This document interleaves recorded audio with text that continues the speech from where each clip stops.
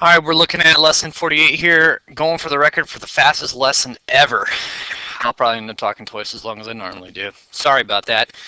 Decimal fractions percent equivalence. This lesson is all about completely understanding that there's a relationship between all three of these.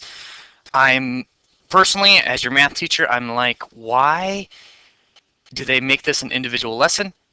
We have done this since day one. But if you haven't made that connection yet, today is the day. Hoorah! Here we go. When we look at a fraction, a decimal, or a percentage, we need to understand that we can convert them into either the two opposites for whatever it is. So if I start with a fraction like 2/3, I can convert it. I can convert it in one of two ways. One way I can convert it into a decimal is to take the numerator and divide by the denominator. And I'm going to get an answer of, well, 6 repeating, 6/10 repeating. And so that idea is going to show up, right? Another way is to form that equivalent fraction to make it equal to something over 100, and then that fraction that we come away with helps us understand that this denominator, base 10 denominator, points us to our decimal place value.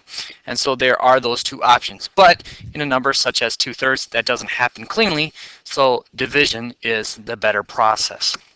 Right? From there, we can always take a decimal and say, well, how am I going to get it back into fraction form? All right. Now, with repeating decimals, it can be quite difficult, right? Some of these you just got to start putting into your memory, like repeating 6.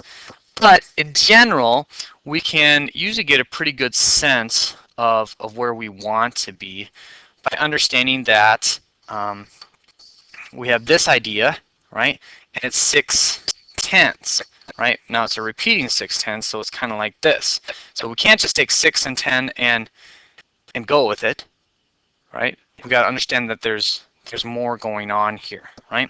But like I said, some of these are just good to commit to memory, right? But we have that idea where we just work with that concept, all right? Then to turn it into a percentage then, right, we take the decimal and multiply by 100%. And that quickly becomes this, or some people like to keep it in that fractional form because it kind of gives it more of a terminating idea, even though 2/3 is not really a terminating idea, right? And so we have those concepts. So this lesson is all about reviewing making sure that you know how to move from one to the other, or whichever direction you need to go. So what does that look like here then? All right. Basically, I just want you to fill in this table, right? I've given you a fraction. I want you to change it to a decimal and percentage. I've given you a decimal. I want you to change it into a fraction and a percentage. And I've given you a percentage, and I want you to change it into a decimal and a fraction. So working different directions to be able to do that. And remember, it's always has something to do with 100. Always has something to do with 100. You might be multiplying by 100. You might be finding an equivalent fraction with 100. You might be dividing by 100. But for the most part, 100 is the key to understanding your relationships. Okay?